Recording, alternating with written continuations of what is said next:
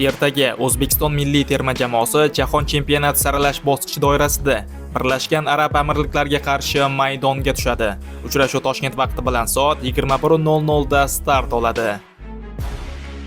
Ayni damda terma jamoamiz A guruhida 17 ochko bilan ikkinchi o'rinda bormoqda. Raqiblarimiz hisobida esa 13 ochko mavjud. Mundial yo'llanmasini qo'lga kiritish uchun vakillarimiz ushbu o'yinda kamida durang o'ynashi yoki so'nggi turda Qatarni mag'lub etishi kerak bo'ladi.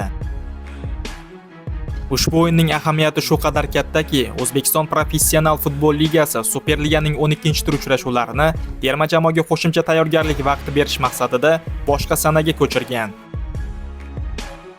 Hozirda terma jamoamiz mazkur bahsga qizg'in tayyorgarlik ko'rmoqda. Kuni kecha yaqinga kelib qo'shilgan futbolchimiz Abbosbek Fayzullayev Rossiya Kubogidagi g'alaba va oltinda turgan o'yin haqida o'z fikrlarini bildirib o'tdi.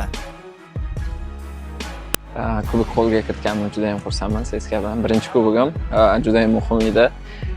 Zborniydan oldin kubok yutish, chunki kayfiyat baribir yaxshi kelsa, o'yinga ham ta'sir qiladi va muhim o'yin oldidan bu qo'shimcha kayfiyat va kuch beradi. Terma jamoa bilan ancha yig'inlar o'tkazganman. Kirishib ketish menga qiyin emas.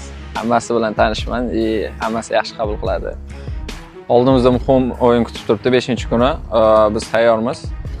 Eng muhim o'yin oldidan jangovar kayfiyatda jamoani nastroyi ham Xudo xohlasa oldimizga qo'yilgan vazifani bajarib, Jahon chempionati yo'llanmasini qo'lga kiritamiz inshaalloh. Ta'kidlash lozim, raqib bizga har tomonlama muammo tug'dirishga harakat qilmoqda. Misol uchun uchrashuv hajmi jihatidan eng kichik stadionlardan birida o'tkaziladi. Shuningdek, terma jamoamizni qo'llab-quvvatlash maqsadida Abu Dabiga yo'l olgan muxlislarimiz sababsiz aeroportda ushlab turilmoqda. Hattoki uchrashuvni yoritish uchun borgan jurnalistlarimiz ham aeroportdan uyog'iga o't olgani yo'q. Bu hali hammasi emas. Ushbu bahs oldidan Osiyo futbol konfederatsiyasi O'zbekiston milliy terma jamoasi istiqomat qilayotgan mehmonxonaga doping ofitserini yuborgan. Ma'lumotlarga ko'ra, terma jamoamiz tarkibidagi 4 nafar futbolchidan doping nazorati uchun namuna olinishi kerak. Nima bo'lgan taqdirda ham biz milliy jamoamizga ishonishda davom etamiz. Uzoq yillar mobaynida kutilgan mundial orzusi ro'yobga chiqishiga umid qilib qolamiz. Zero orzu orzuligicha qolmaydi. Yurak urib tursa bas.